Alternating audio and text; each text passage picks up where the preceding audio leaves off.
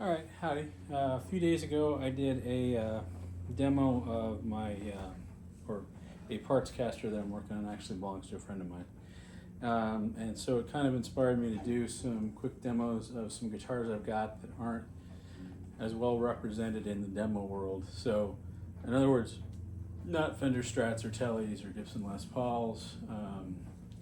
Some stuff you don't see every day. So I'm going to do a demo for each of my two guilds.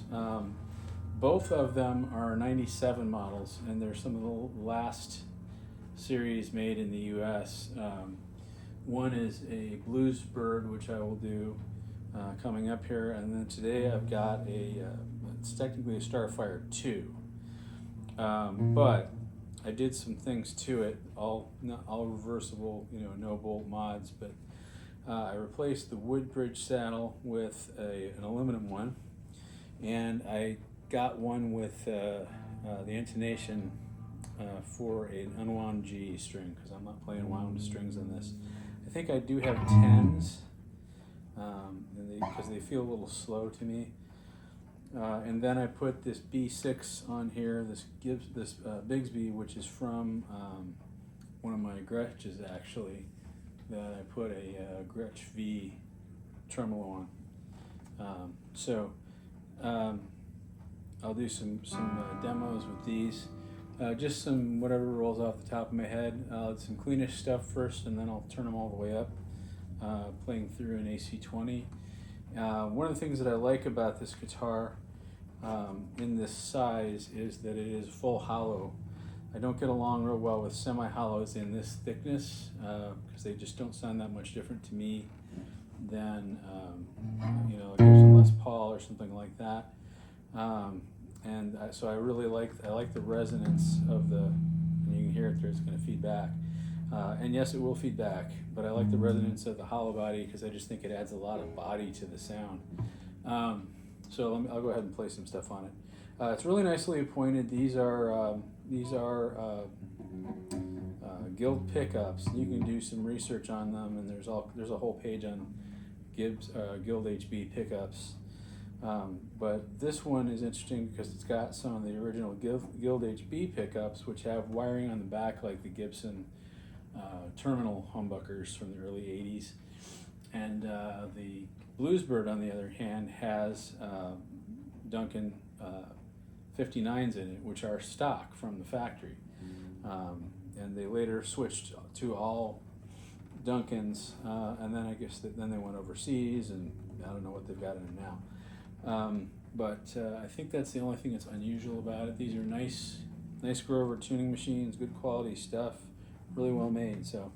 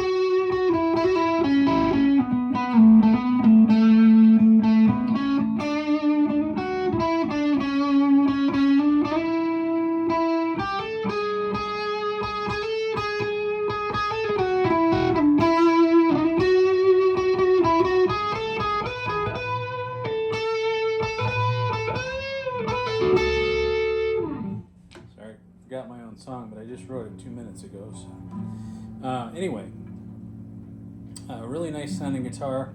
I'm not a big fan of tone knobs, but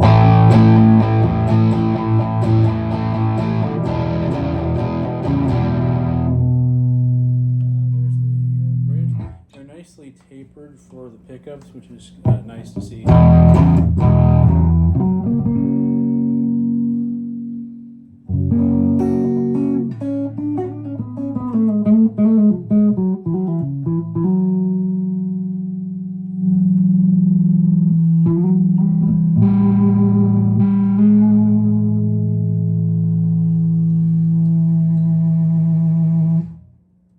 Told you feedback.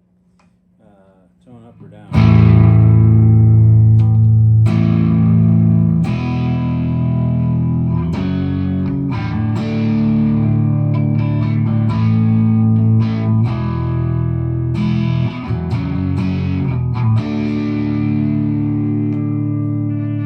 So there you go.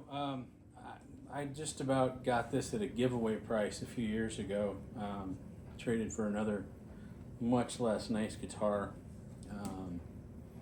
And obviously it had been played quite a bit, came in a pretty beat up case. Haven't changed anything on the electronics of it, that's all stock. Like I said, just added the aluminum bridge, which I think brightens up the tone some, kind of tightens up the notes, and then the Bigsby, just because I love a Bigsby. I don't use them that much, but when I do, it's going to be for, you know, like...